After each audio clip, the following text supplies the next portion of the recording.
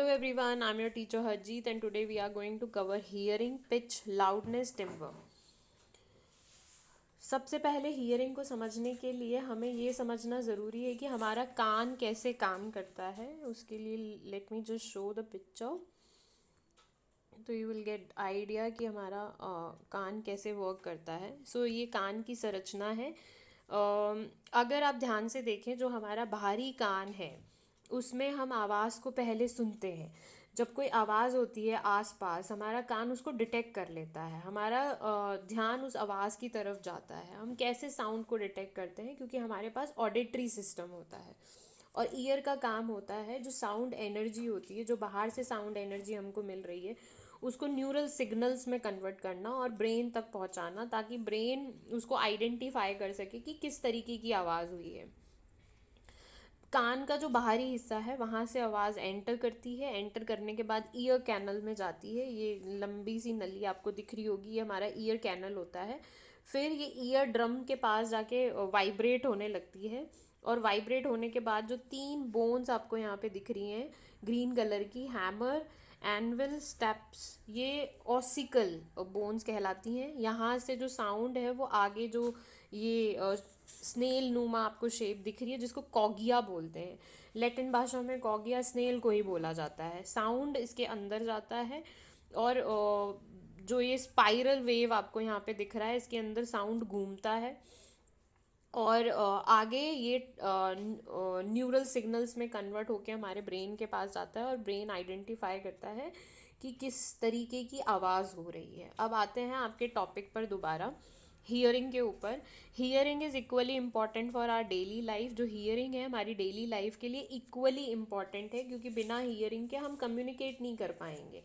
किसी से भी बात करने के लिए उसको सुनना ज़रूरी होता है. It is a principal sensory modality. ये प्रिंसिपल सेंसरी मॉडलिटी होता है ह्यूमन बींग्स के लिए कम्युनिकेट करने के लिए.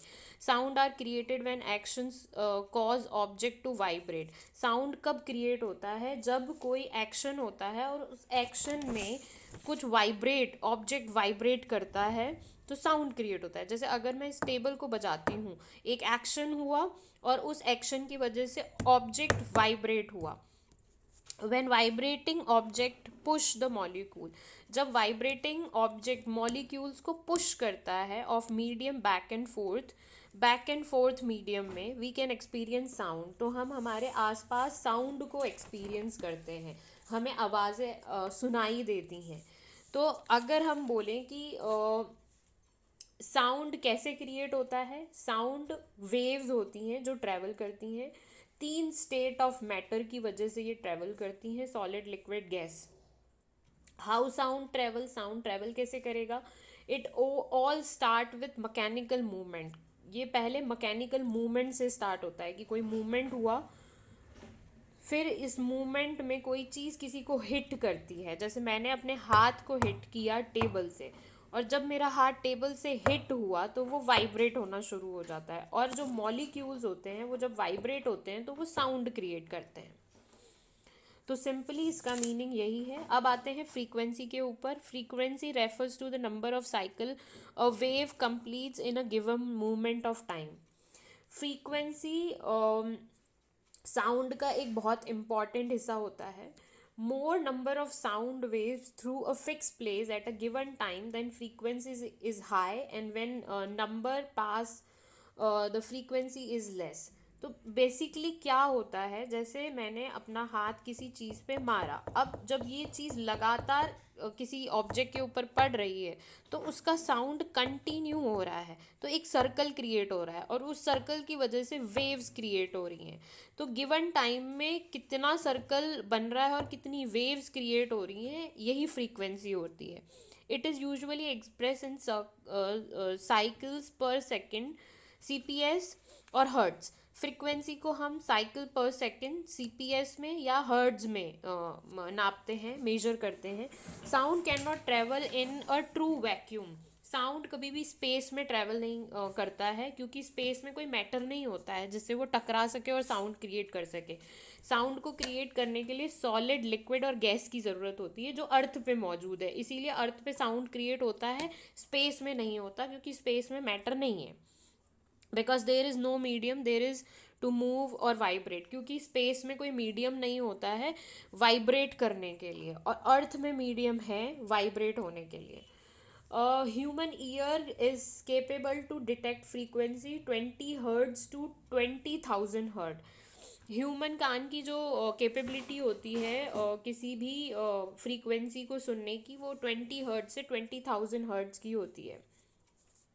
Higher frequency gives higher pitch. अब पिच में ये दे रखा है कि जितनी फ्रीक्वेंसी हाई होगी उस साउंड की पिच उतनी ज़्यादा हाई होगी, जितनी फ्रीक्वेंसी कम होगी उस साउंड की पिच उतनी कम होगी.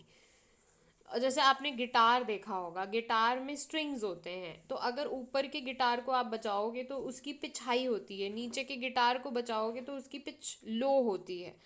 अब बात करते हैं लाउडनेस के बारे में. द लाउडनेस और physical intensity of a sound is determined bye it's amplitude.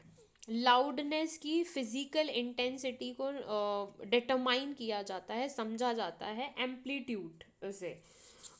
Amplitude हमको बताता है कि आवाज़ कितनी ज़्यादा लाउड है.